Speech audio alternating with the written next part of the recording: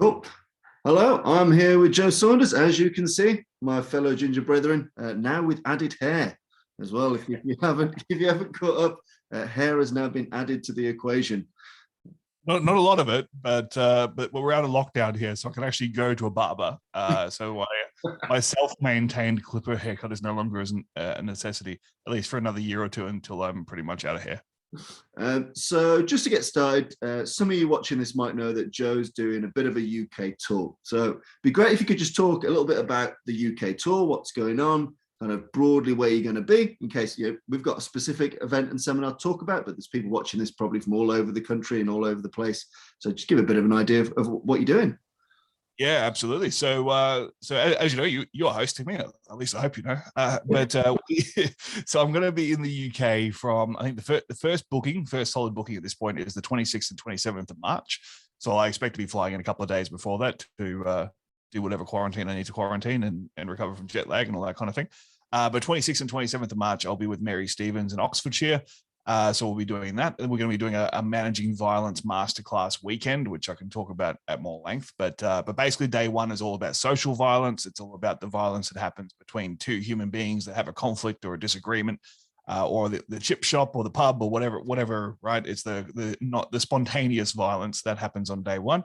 And day two is all about predatory violence. So much more about whether it's relationship-based violence, whether it's intended violence, where someone has targeted someone to be a victim of violent crime, whether it's terrorism, the works, right? So anything to do with that cold, calculated violence, that is day two. So that's the Managing Violence Masterclass weekend with Mary on 26th and 27th of March in Oxfordshire. Then the following weekend, 2nd and 3rd, I'm with you in Birmingham, which we'll talk about in great detail shortly. And then the following weekend, the last weekend, I am in Cambridge with Self Defense Global, doing another Managing Violence Masterclass weekend. So those are the I guess the anchor bookings at this point, the 3 weekends, and I'm actively seeking weekday jobs. so if you have a martial arts club, or if you have a group that you want me to talk to, come in and speak to, I'm hoping to fill in as many gaps as possible. I am from Australia. Driving pretty much anywhere in the UK does not bother me in the slightest, because you've got a very, very tiny country, and it doesn't feel like it's much of a drive. So wherever you are in the UK, if you are interested in having me come in and teach a session, do a couple of workshops, even corporate workshops, I would do a lot of work within workplace violence and conflict management in the corporate setting. So if that ticks any boxes for anyone, just hit me up. More than happy to chat. I mean, this is an open challenge to clubs in the arse end of places in the UK, like the Orkneys. Or the Make me regret my words. Make me regret it. If you're a club of 5 students in the Outer Hebrides and you would like to book Joe, as long as you pay, I'll make it happen. Cool. So we'll talk a little bit about what we'll be doing. So just to kind of summarize for the people listening, on the 2nd and 3rd of April, which is a weekend, a Saturday and Sunday, we'll be doing something in Birmingham. I'll be sending out venue details on the Facebook page, and wherever you see this video, you'll see a link to the Facebook page where you can keep up to date. And essentially the shtick will be that it'll be a physical Saturday and a more cerebral Sunday. So I'll just let Joe talk about the first part of the Saturday, which will be about sumo wrestling and what you can bring from sumo into your combatives or even your sporting martial arts. What great stuff can you bring from sumo, Joe? See, I love the fact that you requested this seminar, because it's not something I get a chance to teach a lot of anymore, at least the combative side of sumo. Because so I guess just to backtrack, I grew up doing traditional martial arts. I love traditional martial arts, especially the Japanese arts. That's sort of where I just fell into. So I love the culture of that. But when I became a teenager, I got really into combat sport, and in particular grappling sports, judo, wrestling, Brazilian jiu-jitsu, submission grappling, even belt wrestling, and Scott backhold and sambo and a bunch of other stuff. So I love combative sport. And I think sumo, when I discovered sumo, I got invited to try sumo. I was like, this is just the perfect melting pot for me between tradition and sport. It's just ideal. And a lot of people aren't aware, but I had the opportunity to represent Australia in sumo wrestling and travel all around the world doing sumo wrestling. And in the international circuit, which is a bit different to the Grand Sumo, which you'll probably seen on NHK or wherever else. We get to wear bike shorts in international sumo to protect people's dignity, although not everyone takes advantage of that. So I got a chance to compete in sumo and really immerse myself in that culture and in the training methods. And it was interesting for me because I didn't do sumo with the idea that I'm going to learn sumo to make myself better at combatives. Like that was not even on the radar. I just wanted to win sumo tournaments. And it was interesting for me because I think when I started sumo, I was already like 24, 25, something like that. I already had 5 years experience working the doors. I already had plenty of real fight experience. I already had plenty of other martial arts and combat sport experience. And there were things in sumo that I thought, oh, that's actually really interesting. The constant forward pressure, the aggressiveness, the fact that it's a sprint from start to finish. I mean, like the average sumo bout is 12 seconds long. If you look at what the average street fight looks like, it's about that length, right? So it's full octane. Like in sumo, pretty much the most aggressive person wins. The bigger, stronger, more aggressive person usually wins. Sometimes there's a little bit of gamesmanship, which we'll cover, but there's a lot of parallels to real fighting. And if you look at the origins of sumo wrestling, without going too deep into this, sumo came about firstly as a religious ceremony, but secondly as a way for soldiers or for warriors to test themselves, entertain themselves, train a little bit when they were waiting for action. So limited chance of injury, and also just the opportunity for them to let out some testosterone, I guess. Yeah. And, so there's a lot of battlefield application. There's a lot of reality application, especially for doormen. The idea of just being able to push someone out of a circle is not a whole lot different to pushing someone out a door. Be able to do that well. Your positioning, your aggressiveness, the use of palm strikes. There's a bunch of stuff we can cover. It's going to be a bit of fun for a few hours. Yeah, I mean, I think it's really cool. That's why I requested it. Normal people, sumo is inaccessible as an art. It's a very niche art to begin with outside of Japan or Mongolia or places where there are combatants that go compete. It's an inaccessible thing that people might have seen on a YouTube video one time or on a holiday to Japan. But there's so much amazing stuff in there, so much brilliant kind of proto jujitsu in there that I think people will really, really resonate with it of any size. I think that's fair to say, isn't it, Joe? That you don't have to be massive to make these. Being massive always helps with everything, but you can make this work being a perfectly ordinary sized person. Yeah, and I think without going too deep into the sumo descriptors, but originally sumo was for average Japanese-sized human beings 1,000 years ago.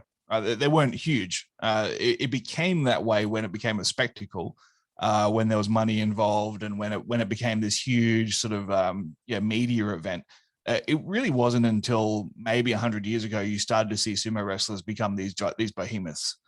So before that, it was really just a wrestling sport, and you had people. I wouldn't say of all sizes; they're still large for Japanese standards, because it was always an open weight category, right? So if you're going to do an open weight category, being bigger helps, especially in a small circle where the objective is to push someone out of the circle.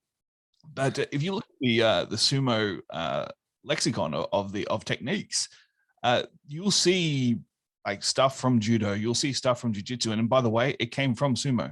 It didn't come from judo, it didn't come from jiu-jitsu, or maybe some of the older schools of jiu-jitsu.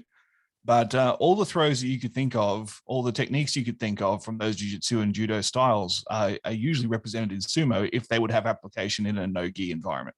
Yeah. So there's a lot to it. It's not just big fat guys smashing into each other, although I do enjoy some big fat guys smashing into each other.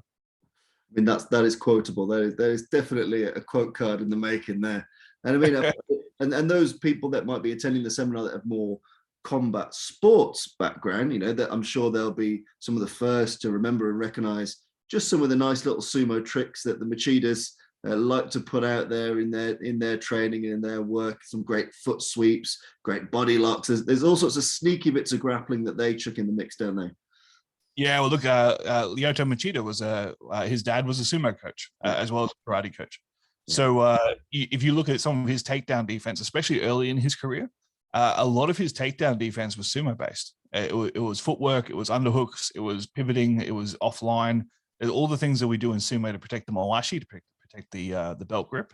There was a lot of that. It was really quite interesting. I mean, as he moved to the United States and started doing a lot more college wrestling, he evolved a little bit. But early on, when he was on that dominant streak, there's a lot of sumo on display. Yeah.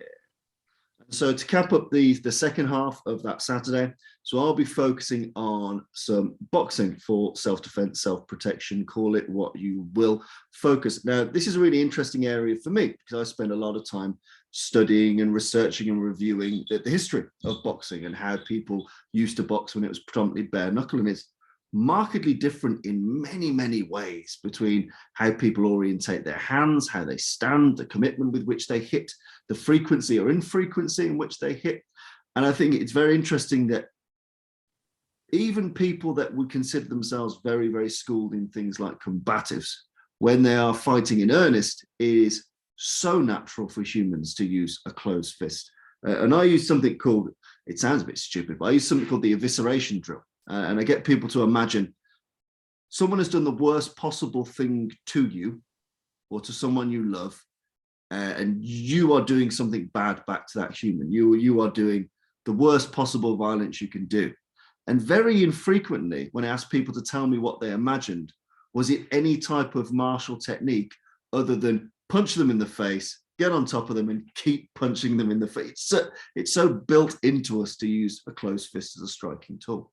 So in my session, I'll be looking at some of the ways you can use old school bare knuckle boxing, some of the tips, tricks from that era, and apply them to some of the boxing you use today. You know, it's not necessarily like the bare knuckle boxing you would see as the repopularized sport, but as it would have been as a striking system. So that's some of the stuff I'll be covering on the Saturday, which should hopefully be quite fun, quite interesting, a little bit different. Then Tommy, don't your hands disintegrate into dust if you hit someone without gloves on? No, no, they don't. Oh, I've been misled. Yeah, I mean, people have been doing it for thousands and thousands of years, and yeah, exactly. I mean, I think they do all right. It's an all right tool. Yeah. Because and hey, you know what? I think it was my interview with Dean Lawler way back on the podcast. He said, you know, like palm strikes. While I mean, if you look at it objectively, palm strikes might be a safer option for your hands. I've never ever seen someone actually palm strike somebody in anger. Like it's never really. I haven't seen any footage of that, which is interesting because I'm a guy that trained palm strikes a lot. Because I was like, well, I don't want to break my hand, or I've broken my hand several times, but don't want to get fight bites and lose a hand and stuff like that. But I mean, at the end of the day, when I've actually had to fight, when I haven't had a chance of preemptively striking and choosing my target, I've actually had to fight. It's been fists. Yeah. And a little bit before the show, we were talking about the old fabled Jeff Thompson. And again, Jeff Thompson, all those encounters, even if you take into his account his works and the number of fights he's got in his books, even if you were to reduce that by 2/3, all of his described conflicts pretty much end with him landing a right cross on someone's face. It's just the range is a bit different. It's different from the range you'd do on the pads or in sparring. It's still a right cross. It's just much shorter. You know, there's lots of different things even today, but close fist strike is a really interesting, useful tool. It hurts them and puts people down. So it's a very useful thing to get much better at. But what I do find interesting is that a lot of arts that take boxing, let's say a Krav Maga, and they use boxing in that, they spend very little time hitting stuff without the gloves on. So they're, you know, you're taking the tool of boxing for self-protection, but not necessarily learning how to do that without the glove on. You know, they spend very little time. I mean, I've met lots and lots of craft people and other RS, you know, reality-based self-defense people. Very few of them, if they have boxing on the curricula, would focus on boxing without the glove. I don't think that's particularly common at all. But I think if you are taking on the tool of boxing, which is a very good thing to do, and you're looking at it through a self-protection prism, then learning to do that without the 10 ounces on is a good thing, is a good thing to explore, get used to. So hopefully something interesting for people at the seminar there. And also some of the grappling from early boxing. So I'll be going into a little bit of that too. So some of the chancery holds and other bits and pieces that are just fun. If you go to a seminar with me or anyone that studies historical martial arts, ask the crowd, what's a grovet? If you come and don't know what a grovet is, you'll be groveted. So that's something for people to look forward to. Groffits are lovely. Now, on the Sunday, we're going to move into a little bit more of a cerebral space. And Joe will be covering certain aspects of his more typical repertoire there. So it'd be good to kind of, on the Sunday, for the first half of the Sunday, what kind of stuff can people expect? So we're doing a little bit of I guess, a combination of material. So we're starting off just a little bit of the psychology of violence, because it's important that people understand that spontaneous violence, or violence you were not expecting, comes with psychological elements that are very important for you to understand. There's going to be physiological and psychological things that are going to go on for you, and also for the other person. You need to understand the causes of conflict, the causes why someone might become aggressive, and it's very important that we establish a baseline that this person at some level is just like us, right? We might say, well, I would never, I'm not like Fat Terry with a flip knife outside the kebab shop, but on some level you are. On some level you can connect to why Fat Terry's doing that, and why he is so antisocial, and hangs out at kebab shops apparently. So I think it's important that we have some psychological baselining, and then we're going to be talking about de-escalation skills. So it's something that is criminally undertaught, and not because of negligence. I think partly it's because of negligence, but I think a lot of the time it's just because people don't know how to teach it. They don't know how to teach verbal de-escalation skills. And we can say, well, first you try to run away. Second, first you try not to be there. Second, you try to walk away. Third, you try to talk your way out. If that fails, here's 42 ways to do a hammer fist. So, well, what are people going to remember? I should try and talk my way out, but how do I talk my way out? What are the tools that I use to do that? What are the techniques I use to do that? So one of the things that I've built over the last, 10 years is a system called the martial art of communication, where we actually apply martial arts principles to communication strategies. So everything from Sun Tzu and Musashi through to combat sports principles such as flanking, being offline, not being in the power box, all that kind of stuff applied to the medium of communication. So that's normally a full day seminar in its own. I'm going to give you some cliff notes, some highlights. And if you want to do a full day on that, then I still have time available for you to book me in for that. I mean, it's worth it alone just to steal his 3Ds, which I quite like. I have readily pilfered your 3Ds right there. And he's very good. And I also, it's very good for people if they go onto the Managing Violent podcast and listen to the podcast about it. Bear in mind that that's nowhere near everything, but it's a good primer to listen to before you turn up to the seminar. It's a good way to get yourself in the right mental space. So you arrive and you're probably going to have a little bit of advantage over the other numpties that haven't done it. So it's a really cool thing to do. But I think it's brilliant, the martial arts communication. I love the episode. I like the content. And you're right. So many people just say the word de-escalate. They say, yeah, we're just going to de-escalate them. You're like, wow. My favorite, without getting on a tangent, but my favorite thing is people say, do you teach verbal skills? Yes, we teach stop, get back, and then we hit people. Yeah. Just so you know, stop, get back is not de-escalating. That's actually escalating. You are giving a command at that point. When you give someone a command, that does not de-escalate them. It makes them choose. Yeah. It makes them choose whether they are going to persist with whatever they were doing, or if they're going to escalate in force, or if they're going to leave, right? And it depends on the situation. Like if I was just legitimately annoyed at you for to use the combative example that always comes up, stealing my car park, and you say stop, get back, but I had no intention of doing you harm, and you start barking commands at me in public, there's a good chance you might have just escalated me. So like just using commands like that and saying that's my verbal skills, no, that's not how it works. You need to be a normal human being and be able to communicate, understand a little bit about crisis intervention, understand a little bit about how to calm someone down who's feeling disrespected or feeling they've been disempowered by something. We'll cover all of that. So, well, as much of it as we can within the time frame. And because it's a non-physical day, you're welcome to be hungover. Yep, awesome. And then for the second half of that day, I'll be focusing on teaching for teachers. Because one of the interesting things is a lot of people, they gain the physical acumen to teach martial arts, combatives, pick your poison. But what's very rarely done is focusing on the science of teaching and how people learn and learning styles and how people remember things and how to structure content in a memorable way. So I'll be focusing a little bit on that, bringing some hints and tips from the teaching profession. I used to teach predominantly people in pupil referral units. So if you were very bad, if you were a bad lad, you got kicked out of school, you go to my school. And I used to teach, of all things, their religious studies, if people can believe that. But it's a really interesting proving ground because I've got no recourse to a so what. You know, a bouncer, a soldier has a so what, or I'll kick your head in. So what, or I'll chuck you out. So what, or we'll take you to the station. The kids know I've got no more so what than I'm going to call you parents that don't really care about you anyway. So you've got to be able to solve the problems in the room and be able to convince people and give people ways to remember content and action content. So we'll be looking at hints and tips and tricks to make your content more memorable, to make your instruction more clear. And hopefully those are some things that people can go away with and use as readily accessible tools. So we've got 2 days. We've got April 2nd, April 3rd, day 1, Sumo for the street, boxing for the street.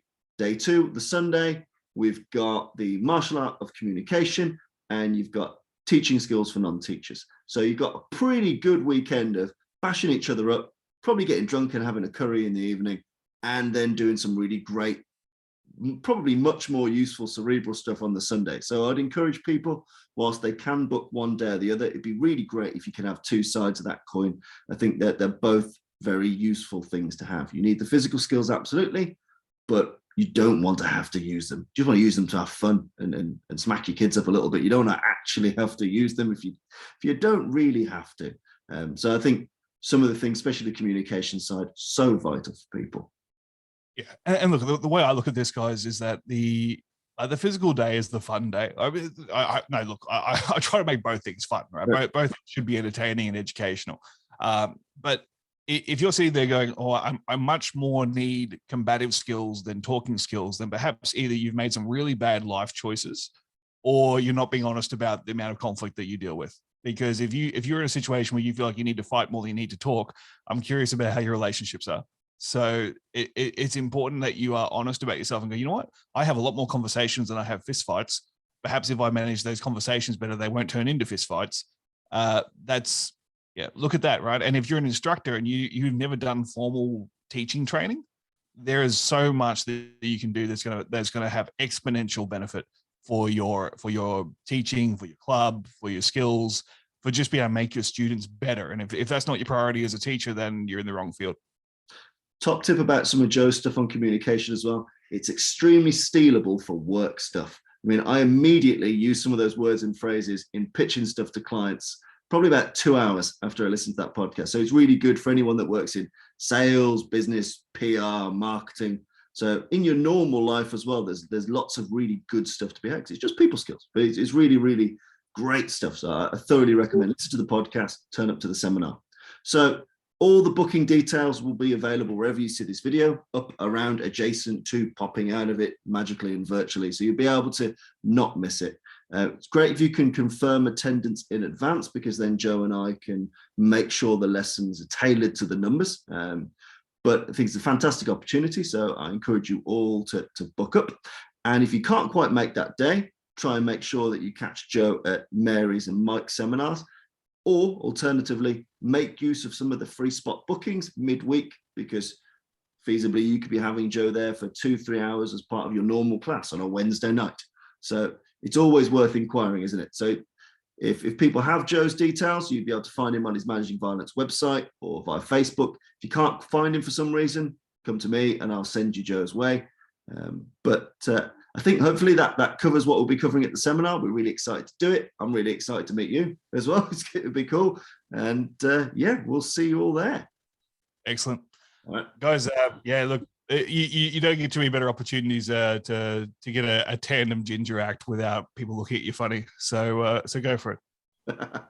Awesome. Cheers, dude. All right. Bye.